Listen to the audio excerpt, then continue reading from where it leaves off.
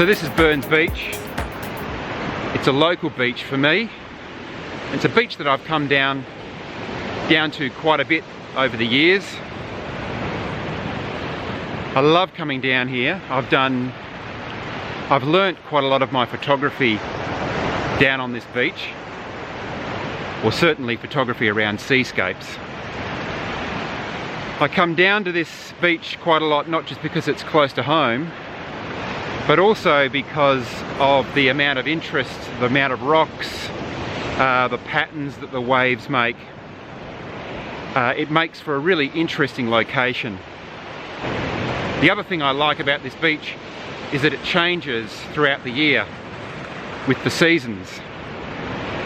As different weather patterns come through during the year, sometimes it builds the sand up over the rock. Sometimes the winter fronts come through and erode the sand and expose different parts of the beach, different parts of the rock. So what I'm going to do is I'm going to walk along the beach and have a look at the different rocks that have been exposed recently with the last couple of fronts that have come through. I have actually found a composition back along the beach that I'm reasonably happy with, but I just wanted to have a little bit of a look up here before I settle on a composition. So I'm here for a sunset shot. As you can see behind me, I've got a blanket of cloud. I was hoping for slightly less cloud than what I've got, and unfortunately that cloud goes all the way to the horizon, so I don't think there's much chance for much colour to come through, but you just never know. So the sun might find a break in the clouds, and we get a little bit of colour reflected in the cloud, which would be excellent. My main focus for the shot, however, will be the rock, the patterns of the water, and the moss that you can see that's currently growing on the rock.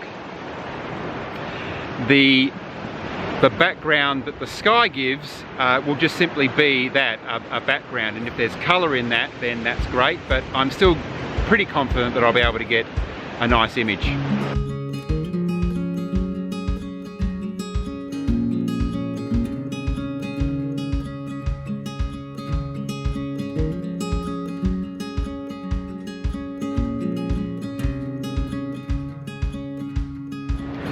So I've settled on a composition in front of me, so let me just walk you through that. So here's my composition. I've got this rock in the foreground that I want to make a feature of the image, and then I've got this shelf, this rock shelf, about 1/3 to halfway up the image. In fact, yeah, it'll probably be even slightly higher up than halfway up the image. And what I'm doing, I've been looking at this for a while, but as the waves cycle through, every now and then I get a larger wave that not only comes over the rock in the foreground, but also with this shelf, some of the water comes through that little canal, and you can just see a little bit of water trickling down. And if there's enough water, it looks like a mini waterfall, if you like. So let's have a look at where my camera is in relation to that composition. As you can see, I've got my camera kind of almost, not quite, but almost on top of that rock. You can see the water coming through. So where I position the camera in relation to the rock is that it's almost not quite on top of it, but you can see that the camera is pointing down to try and get as much of or to try and make as much of a feature of that rock in the foreground. But I don't want it too low, because if I have it too low, then I lose this water that's kind of moving along in the middle, and this water on this side that comes around and over that rock, and I lose all of that. To try and give you a bit of an explanation, if I bring my camera down here and try and take a shot like that, which is reasonably low, you can see that I really do lose a lot of the perspective of that rock in the foreground in comparison to the rock in the mid-ground. So I've decided to come up a little bit and over the top of that rock and make a feature of the rock plus the pattern that the water is making, plus that water trickling off the shelf. So now I've got my composition and I've positioned my camera. Let's go over to the settings. I'm on f11. I'm on ISO 100, and as you can see, I've got I'm just slightly below half a second shutter speed. I've got my polarizer to take out any glare that I might be getting from either the surface of the water, the wet sand, or any of the wet rocks. I've also added a hard grad 0.3. It only needs to be 0.3 just to take a little bit of light out of the sky. Okay, so now what I do is it's just a waiting game. I wait for a big enough wave to come through.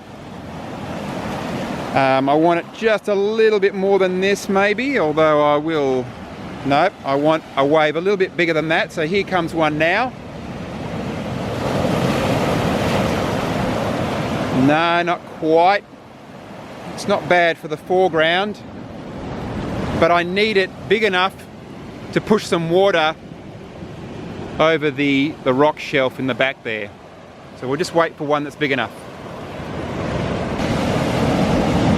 So here comes a decent wave. There we go. I'll take the shot about now.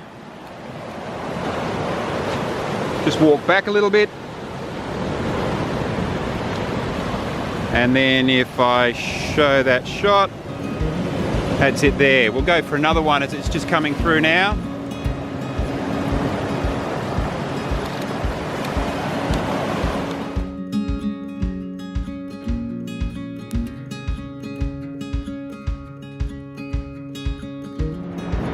Well, I'm going to call it a day. It's a beautiful evening, even though we didn't get a perfect sunset. I'd just like to take this opportunity of thanking everybody for supporting me as I'm uploading these videos. Thank you to everybody who has subscribed. Your support has been absolutely overwhelming.